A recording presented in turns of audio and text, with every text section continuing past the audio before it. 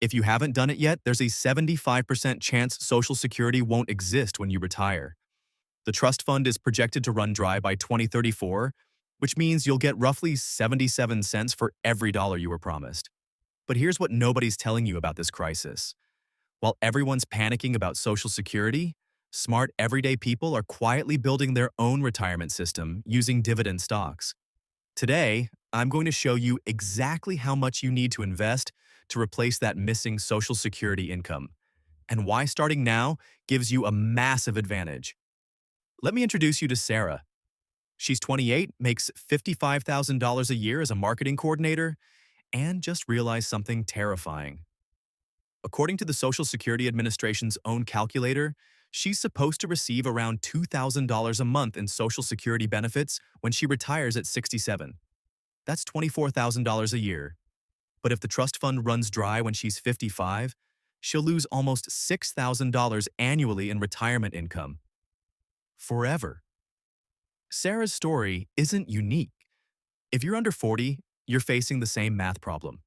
The average millennial is looking at a retirement income gap of anywhere from $5,000 to $15,000 per year. That's not pocket change. That's rent money. That's grocery money. That's the difference between a comfortable retirement and eating ramen noodles at 70. But Sarah discovered something that changed everything. Instead of hoping politicians fix Social Security, she decided to build her own Social Security system using dividend-paying stocks. And if you want to learn exactly how to do this yourself, subscribe right now.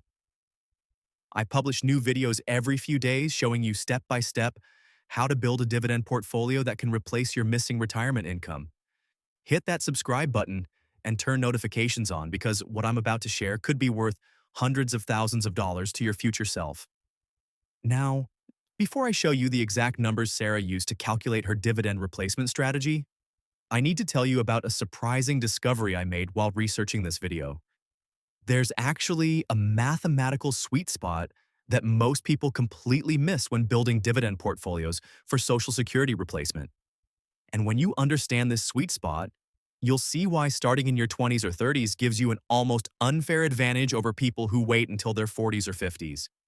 Let's start with the brutal math every millennial needs to face. The Social Security Trustees report is crystal clear. The combined trust funds will be depleted by 2034. After that, incoming payroll taxes will only cover 77% of scheduled benefits. This isn't fear-mongering. This is the government's own projection. Here's what this means in real dollars. If you're currently earning $60,000 a year, Social Security is supposed to replace about 40% of your income in retirement. That's roughly $2,000 per month, or $24,000 annually. But with the 23% cut, you're looking at $1,840 per month instead. You just lost $3,840 per year in retirement income. Now multiply that loss over a 30-year retirement. You're talking about losing over $115,000 in total benefits. And that's before we even consider inflation. This is where Sarah's dividend strategy becomes brilliant. Instead of relying on a broken system, she decided to build her own income stream using dividend stocks. But she didn't just pick random high-yield stocks. She used a specific calculation to determine exactly how much she needed to invest. Here's the formula Sarah used, and you can use it too. First, calculate your expected Social Security shortfall. Take your projected monthly Social Security benefit and multiply it by 23%. That's your monthly income gap. Then multiply by 12 to get your annual gap. For Sarah, her projected Social Security benefit was $2,000 monthly. 23% of that is $460 per month, or $5,520 per year. That's her Social Security replacement target. Next, Sarah needed to figure out how much dividend income she'd need to generate that $5,520 annually. This is where dividend yield comes into play. If she built a portfolio with an average yield of 4%, she'd need to invest $138,000 to generate $5,520 in annual dividends. But here's where it gets interesting. Sarah realized she had nearly 40 years until retirement. With compound growth, she wouldn't need to invest the full $138,000 upfront. She could get there through regular monthly investments, using a conservative 7% annual return assumption, which includes both dividend income and stock price appreciation. Sarah calculated she could reach her $138,000 target by investing just $165 per month. That's less than $42 per week. Let me put this in perspective. Sarah spends more than that on coffee and lunch during the week. She's literally trading daily conveniences for retirement security. And because she's starting at 28, time is her biggest ally. But Sarah got smart about her stock selection. She didn't just buy any dividend stocks. She focused on dividend aristocrats and kings. These are companies that have increased their dividends for at least 25 consecutive years. Companies like Coca-Cola, Johnson & Johnson, and Procter & Gamble. Why dividend aristocrats? Because they solve the inflation problem. Remember, Social Security benefits are supposed to adjust for inflation through cost of living adjustments. But if those benefits get cut by 23%, your purchasing power erodes over time. Dividend aristocrats historically increase their payouts faster than inflation, which means Sarah's replacement income actually grows stronger over time. Let's look at a real example. Coca-Cola has increased its dividend for 61 straight years. Over the past decade, their dividend has grown at an average rate of 5.2% annually, compared to inflation of about 2.5%. This means Coca-Cola shareholders have seen their purchasing power increase every single year. Sarah built her portfolio around 12 dividend aristocrats across different sectors: consumer goods, healthcare, utilities, and industrials. This diversification protects her from sector-specific downturns while maintaining steady dividend growth. Here's her actual allocation strategy: 30% in consumer staples like Coca-Cola, Procter & Gamble, and Walmart. These companies sell products people buy regardless of economic conditions. 25% in healthcare giants like Johnson & Johnson, Abbott Labs, and Medtronic. Healthcare spending only increases as populations age. 20% went into utilities like NextEra Energy and Dominion Energy. These companies provide essential services and often have regulated revenue streams.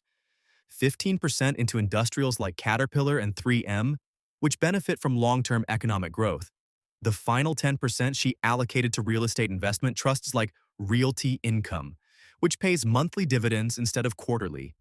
By diversifying across these sectors, Sarah created a dividend stream that's more reliable than Social Security itself. Unlike government benefits, which depend on political decisions and demographic trends, her dividend income is backed by actual profitable companies serving real customer needs. Now, let me show you the power of starting early with Sarah's numbers. If she invests $165 monthly for 39 years until retirement, earning 7% annually, she'll accumulate over $1 million. At a 4% withdrawal rate, that's $40,000 per year in retirement income. But remember, she only needed to replace $5,520 in lost Social Security benefits. Her dividend strategy doesn't just replace the missing income. It more than doubles what Social Security was supposed to provide in the first place. This is the mathematical sweet spot I mentioned earlier. When you start dividend investing in your 20s or 30s, compound growth doesn't just replace your Social Security shortfall, it creates generational wealth.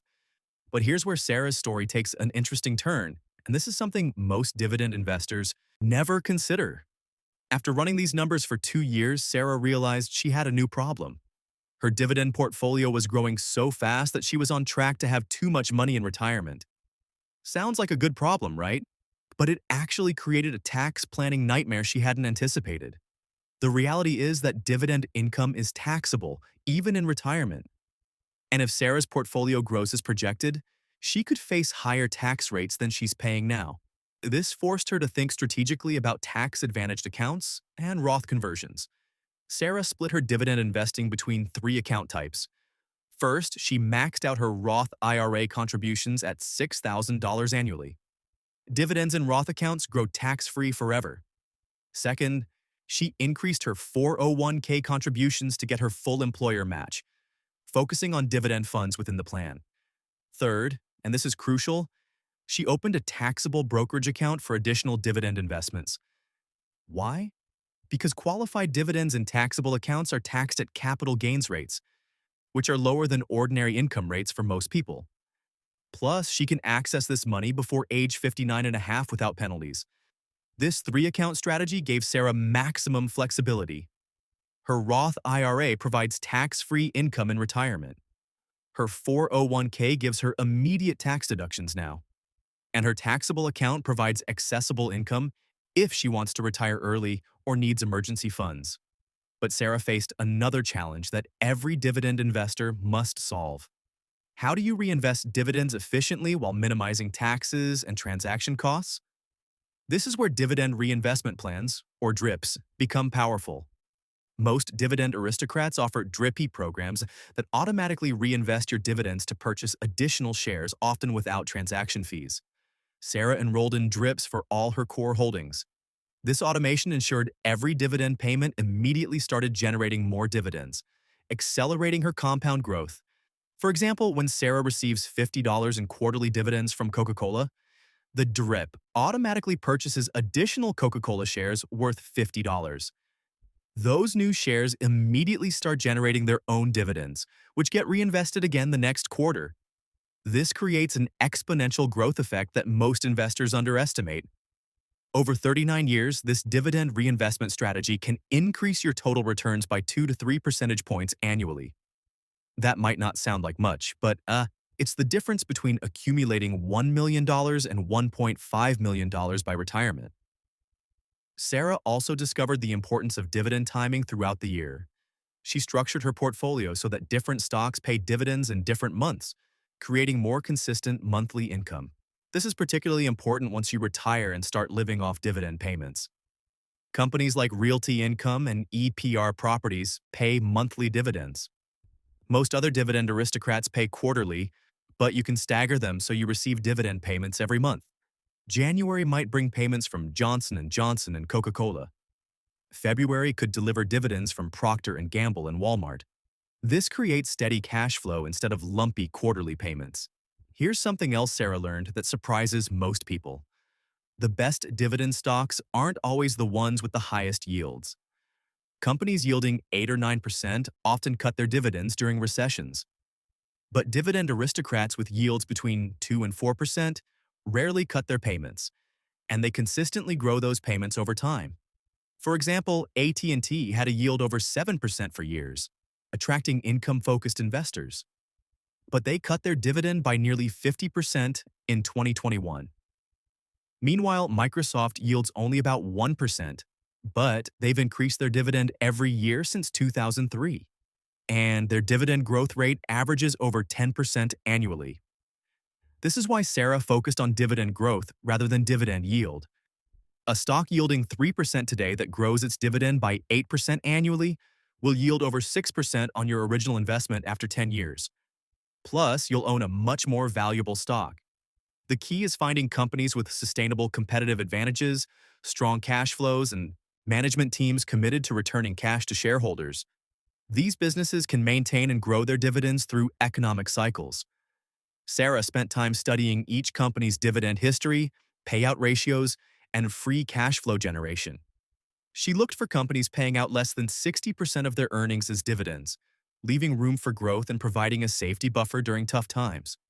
She also considered each company's economic moat. Coca-Cola has brand recognition and distribution advantages that protect their market position. Johnson & Johnson benefits from patent protection and regulatory barriers in healthcare. Walmart has scale advantages and supply chain efficiency that smaller competitors can't match. These competitive moats help ensure the companies can generate consistent profits and maintain their dividend payments regardless of economic conditions. That's exactly what you need when building a Social Security replacement system. Now let's address the elephant in the room. What happens if the stock market crashes right before you retire? This is every dividend investor's worst nightmare, and it's a legitimate concern. Sarah's strategy addresses this through what's called a dividend bond ladder approach. As she gets within 10 years of retirement, she'll start shifting some investments into shorter-term treasury bonds and high-grade corporate bonds. This creates a safety net of guaranteed income to complement her dividend stocks. The bond ladder provides 5 to 7 years of living expenses, allowing her dividend stocks time to recover from any market downturn. This way, she never has to sell dividend stocks at depressed prices during market crashes. Historical data shows this strategy works. Even investors who retired right before the 2008 financial crisis saw their dividend payments recover within 3 to 4 years. Meanwhile, their bond ladders provided steady income during the recovery period. But here's the most important part of Sarah's story and why starting now is so critical. Every month you delay beginning this strategy costs you exponentially more money later. If Sarah waited until age 35 to start, she'd need to invest $240 monthly to reach the same $138,000 target. Wait until 40, and she'd need $370 monthly. Time truly is money when building dividend wealth. The difference between starting at 28 versus 38 isn't just 10 years of contributions. It's 10 years of compound growth on every dollar invested. That's the power of exponential mathematics working in your favor. This brings us back to the Social Security crisis facing every millennial. You have two choices. You can hope politicians fix a broken system, or you can take control and build your own retirement income stream through dividend investing. Sarah chose control, and it's already changing her life. She's not just replacing her lost Social Security benefits. She's building wealth that will last for generations. Her children will inherit dividend-paying stocks that continue generating income long after Sarah's gone. Most importantly, Sarah has peace of mind. She's not lying awake worrying about Social Security trust fund depletion or political gridlock in Washington. She knows her retirement is secure because she built it herself, one dividend payment at a time. If Sarah's story resonates with you, if you're ready to take control of your financial future instead of hoping politicians save Social Security, then you need to understand the psychology behind successful dividend investing. I break down this psychology in detail in my video, The Psychology of Dividend Investors Who Escape the Rat Race.